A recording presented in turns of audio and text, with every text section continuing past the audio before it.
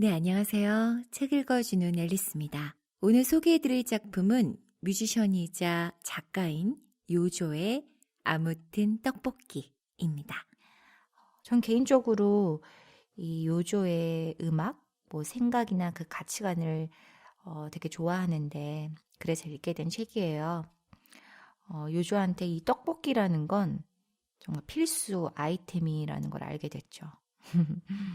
가볍게 읽으면서 계속 이 떡볶이가 막 먹고 싶어지는 그런 책입니다.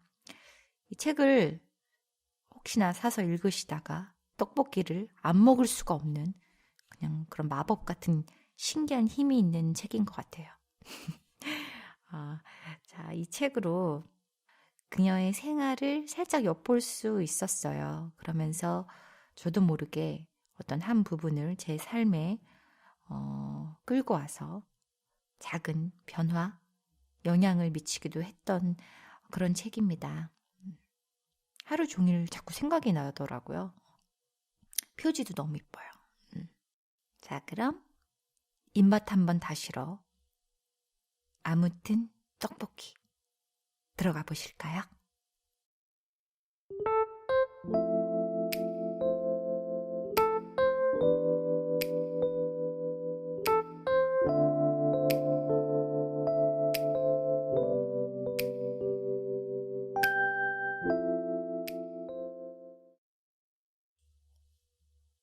떡정, 미미네. 아무튼 떡볶이 계약을 위한 만남을 조서정, 위고출판사 대표와 주선 중이었다. 점심쯤 만나서 식사를 함께하고 계약을 진행하는 것이 어떨까 조소정이 제안했다. 나는 그것을 받아 그럼 그 식사는 떡볶이로 하자고 말했다. 떡볶이로 몸과 마음을 정결케 한 다음 떡볶이 책을 계약하는 것이다. 참으로 신성한 순서가 아닐 수 없었다. 마침 얼마 전 어떤 수모를 당하는 바람에 머릿속에서 떠나지 않는 떡볶이집이 있어 그곳에서 만나기로 했다. 수모라는 건 이런 일이었다. 허세과 기타 세션과 서울 홍대를 걷고 있었다. 한 골목으로 들어서자마자 못 보던 떡볶이집이 바로 눈에 들어왔다. 떡볶이 가게 생겼네? 나는 반사적으로 반가운 혼잣말을 했다. 가게 이름은 떡볶이 정류장이었는데 떡자와 정자가 유난히 크게 강조되고 있어 나머지 글자는 잘 보이지도 않을 만큼 작았다. 자연스럽게 그 가게는 떡정이라고 읽혔다. 떡정이라니.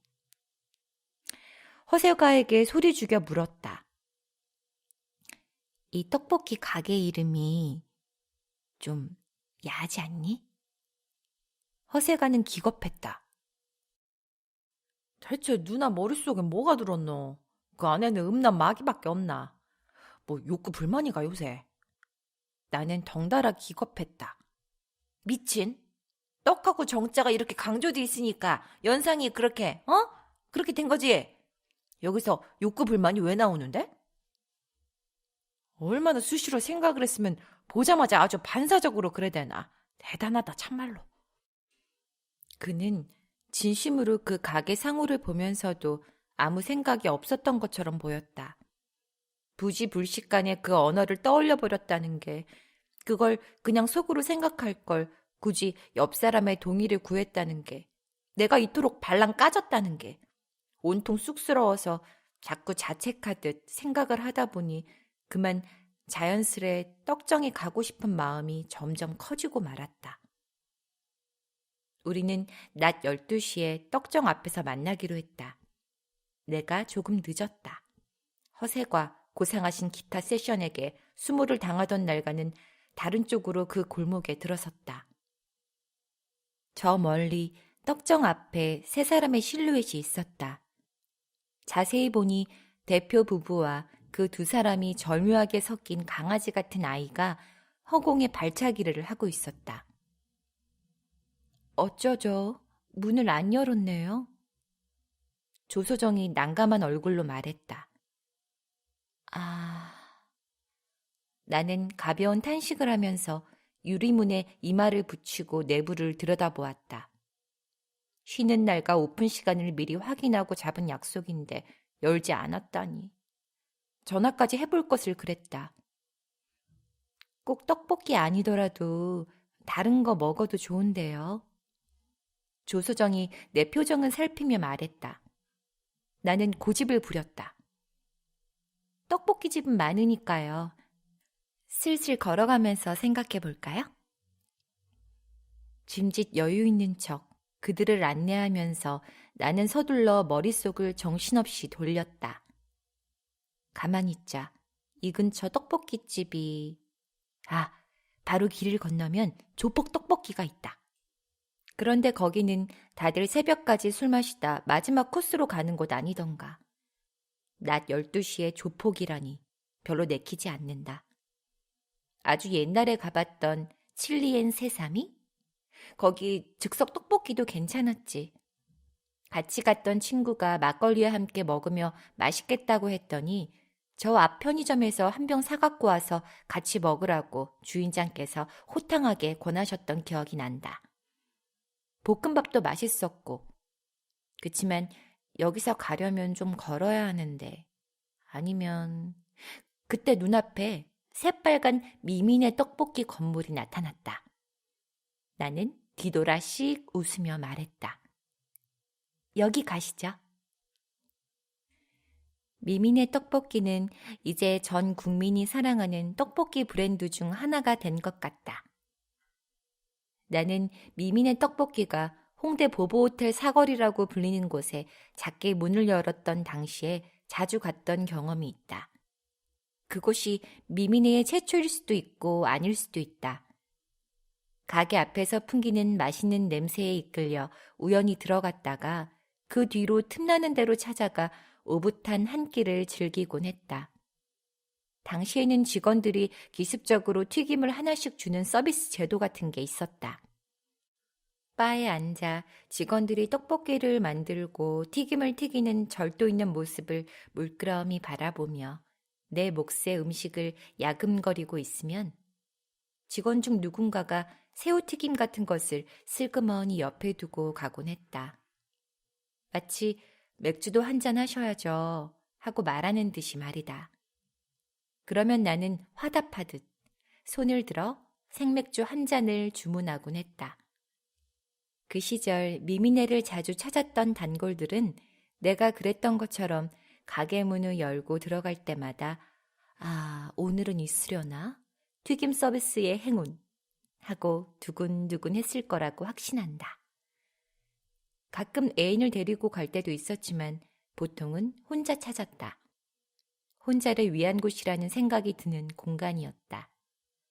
떡볶이 한 그릇, 생맥주 한 잔, 소담한 튀김 하나. 다정하면서도 무심한 사람들 한 명 한 명.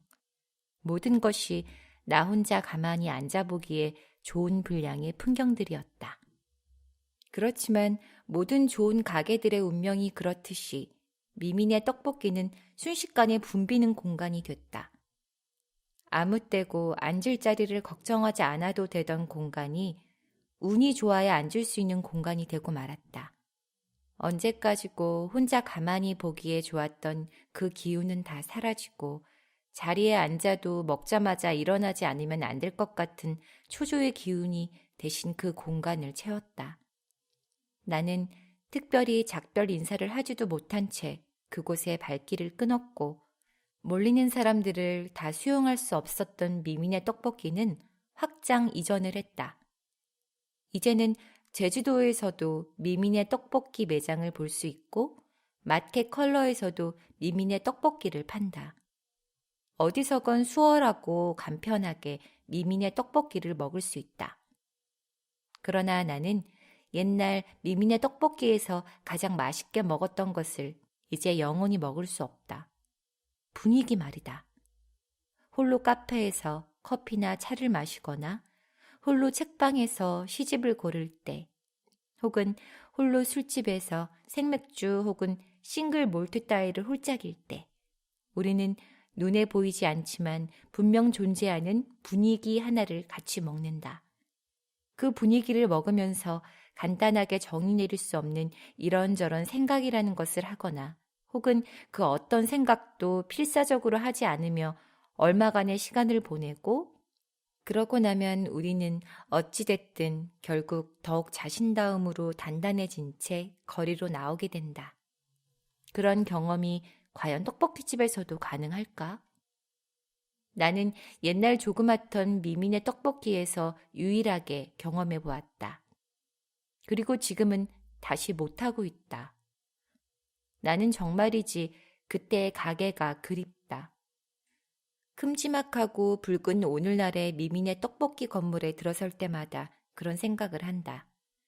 대표 부부를 모시고 건물에 들어서면서도 나는 정말이지 그때의 가게가 그리워요 하고 말하고 싶었다. 그러나 대신 다른 말을 했다. 마늘종 튀김이 맛있어요, 대표님. 그거 주문해서 한번 드셔보세요. 우리는 국물 떡볶이와 마늘종 튀김을 서먹하게 먹고 나왔다. 떡볶이로 몸과 마음을 정갈하게 하네 어쩌네 했지만 막상 의식은 굉장히 싱겁게 끝났다. 포화 번화한 홍대의 거리에는 한 집 건너 한 집이 카페였는데도 우리는 대체 어디로 가야 할지 몰라 우왕좌왕했다. 결국 우연히 발견한 한적한 가게에 들어가 시원한 생맥주 3잔과 감자튀김을 주문했다. 너무 귀여워서 계속 신경 쓰였던 꼬맹이와 그제야 제대로 이야기를 나눌 수 있었다. 그는 자신의 이름은 재하라고 하며 5살인가 6살이라고 했다. 그리고 자신이 얼마나 공룡과 달리기를 사랑하는지에 대해서 본인의 탄산음료를 조금씩 마셔가면서 아주 정성을 들여 설명했다. 저자와 책을 계약하는 자리에 아들을 데리고 나와서 미안하다고 조소정은 거듭 말했다. 저희도 이런 적이 처음이에요. 정말 죄송하게 되었습니다. 나는 그 말을 귓등으로 흘리면서 공룡의 이름을 끝도 없이 줄줄 외우는 재하의 얼굴을 바라보았다.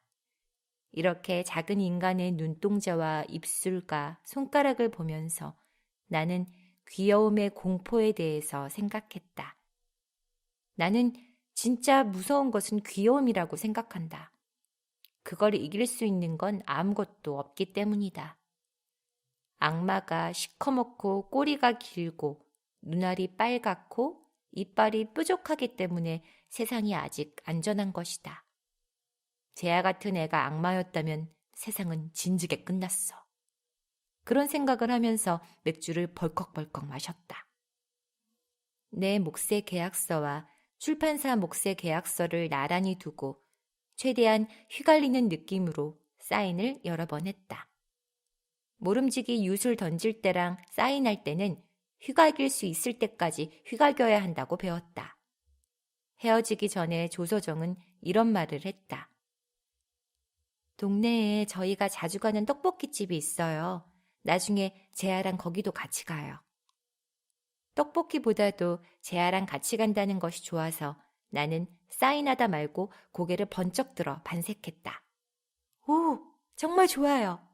가게 이름이 뭐예요? 코펜하겐 떡볶이라고 했다.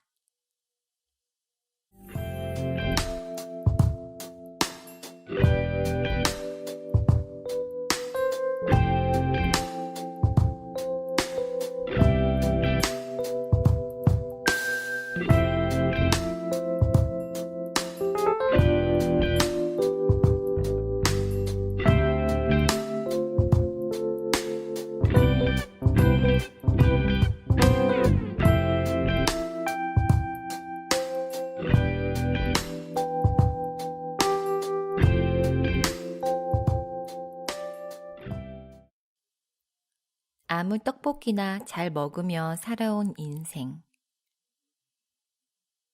인간적으로 그동안 떡볶이를 너무 과잉 섭취한 것 같다는 기분이 든다. 떡볶이에 대한 책을 쓰고 있다고 기회가 될 때마다 자랑을 했더니 내 주변 다정한 사람들은 어떻게든 나를 돕고 싶어서 만나기만 하면 늘 떡볶이집으로 안내하려고 했다. 떡볶이를 그닥 좋아하지 않는다는 사람조차도 밥 먹으러 가자면서 떡볶이 먹어야 하지? 하고 말했다. 행복하다가도 부담스러운, 그리고 부담스럽다가도 행복한 시간들이었다.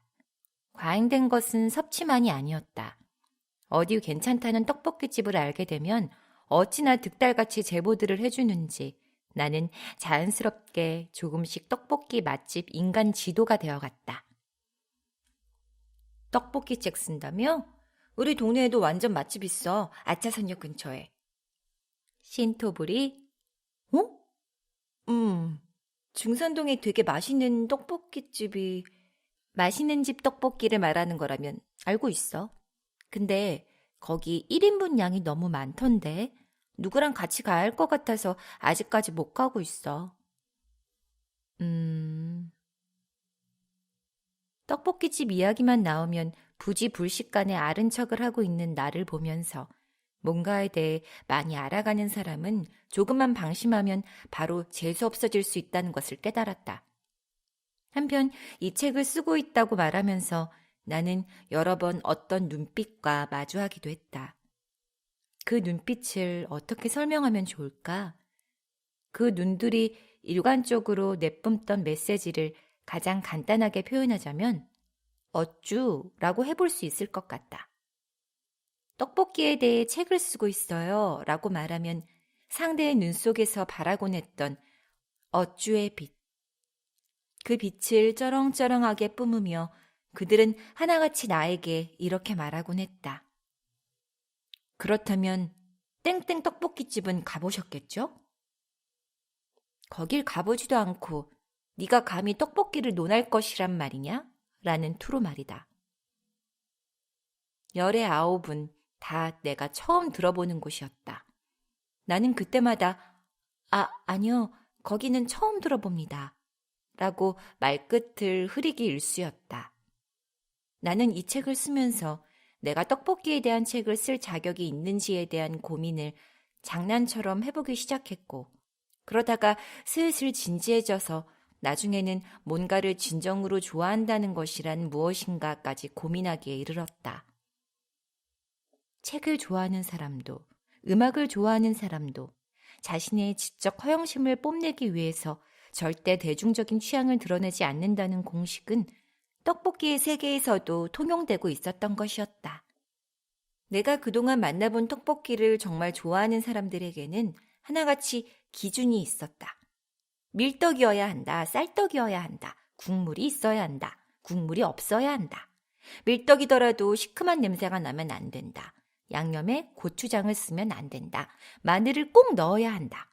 조미료가 들어가면 안 된다. 조미료가 들어가야 한다. 그리고 그들은 자신만의 기준으로 다른 것들을 수용하지 않으려는 포즈를 취했다. 밀떡 옹호자들은 쌀떡을 쳐주지 않았다. 쌀떡 옹호자들은 밀떡을 쳐주지 않았다. 떡볶이라는 주제를 벗어나도 마찬가지였다.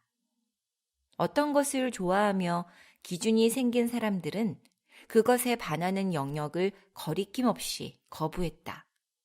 멋있었다. 무엇이 옳고 그르냐는 중요한 것이 아니었다.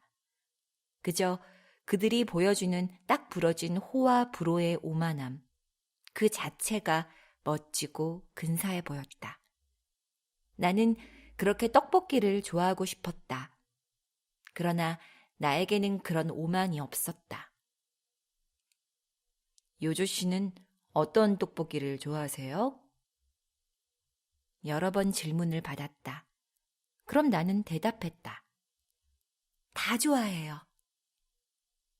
밀떡도, 쌀떡도, 매워도, 달아도, 불어도, 짜도. 정말 맛이 없어서 처음이자 마지막으로 클레임을 넣었던 그 순간조차도 먹기는 또 잘 먹었던 것이다. 떡볶이뿐만이 아니다. 요조 씨는 어떤 음악을 좋아하세요? 그럼 나는 대답했다. 다 좋아해요. 요조 씨는 어떤 책을 좋아하세요? 그럼 나는 대답했다. 다 좋아해요. 다 좋아한다는 말의 평화로움은 지루하다. 다 좋아한다는 말은 그 빈틈없는 선의에도 불구하고 듣는 사람을 자주 짜증나게 한다. 또한 다 좋아한다는 말은 하나하나 대조하고 비교해가며 기어이 베스트를 가려내는 일이 사실은 귀찮다는 속내가 은은하게 드러나는 제법 게으른 말이기도 하다. 그럼에도 불구하고 나는 이 오만 넘는 좋아함에 그닥 불만을 가지지 않기로 했다. 다 좋아한다라는 말에 진심으로 임하지 않았다면 이 책도 이렇게 묶이지 못했을 거라는 생각이 들었기 때문이다.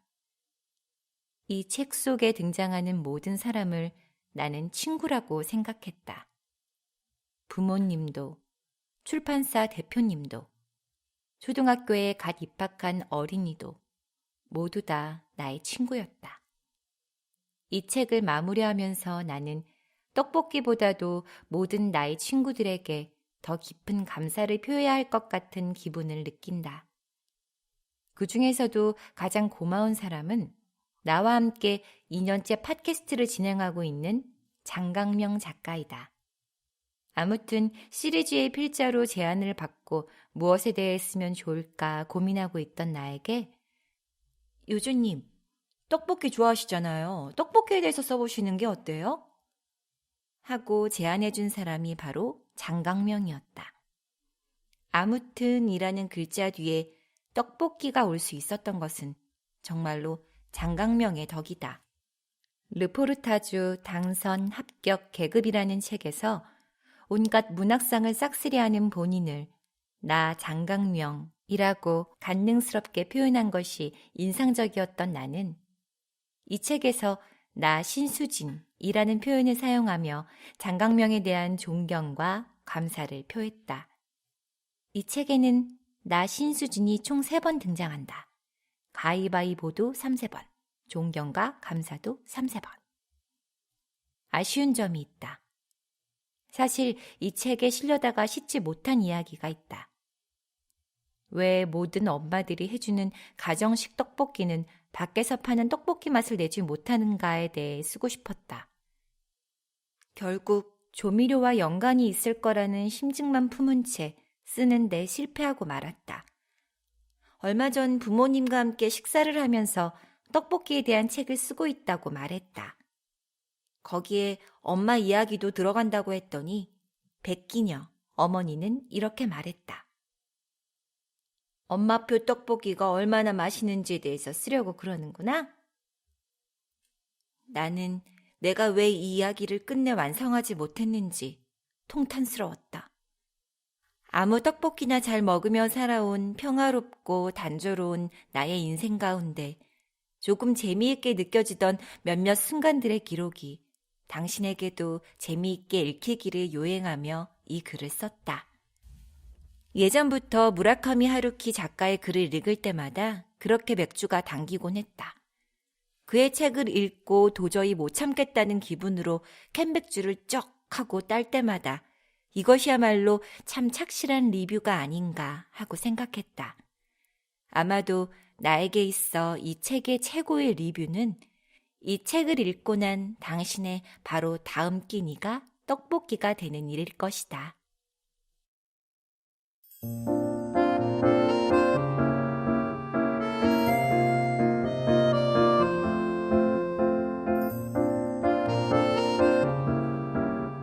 어떠신가요? 땡기시죠? 떡볶이. 이 책의 목차 중에서 시작과 끝만 낭독해드렸거든요. 중간의 이야기들도 온통 다 떡볶이 얘기입니다.